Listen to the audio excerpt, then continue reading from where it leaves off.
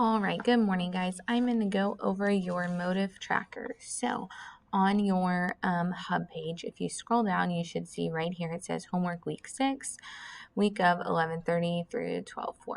Obviously, that's this week, so I'm going to click that. It's literally right here. This is what's going to tell me if you've done your homework or not. Obviously, I'm going to go and check, but just glancing at a quick look, this is what I'm looking at, a yes or a no. All right.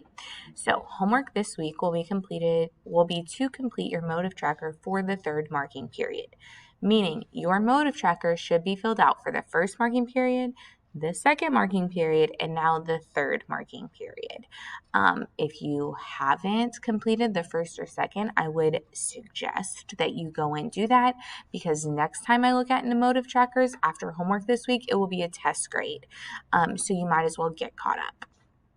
So you can access your motive tracker by going to drive.google.com. The video I'm making right now, this video is linked right here.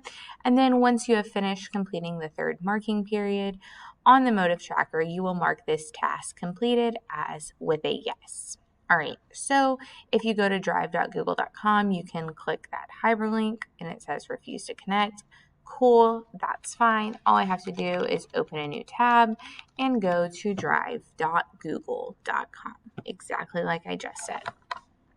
So this is my drive. You will see anything that you have worked on for me, you should see here, right? So this is all of the stuff that I have looked at. These are all of my folders. And if I scroll down under quick access, under folders, you should see files. And then that is where I see the motive tracker. All right, so if I open first period's motive tracker, I will be able to see everything that I've done before, right?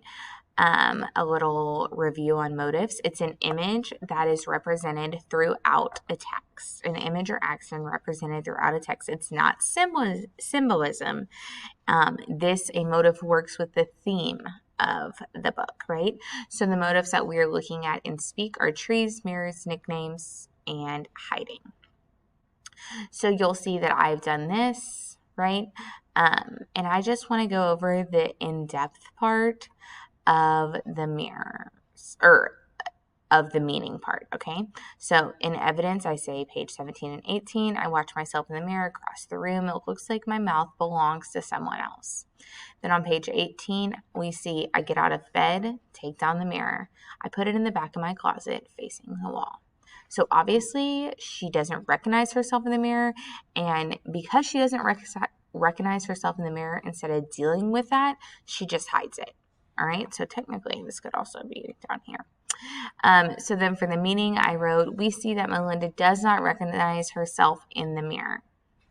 That's a summary of my first piece of evidence. By saying her mouth belongs to someone else, she is hinting that she wants to tell someone what happened, but can't. So instead of telling someone, she just hides the mirror so she can hide from the truth. All right, guys. So if you have any questions or anything like that, you know how to get in touch with me. But your homework this week is to have the first marking period, the second marking period, and the third marking period done. Once you are done, you will go ahead and push complete back on the hub. Have you completed this task? Yes.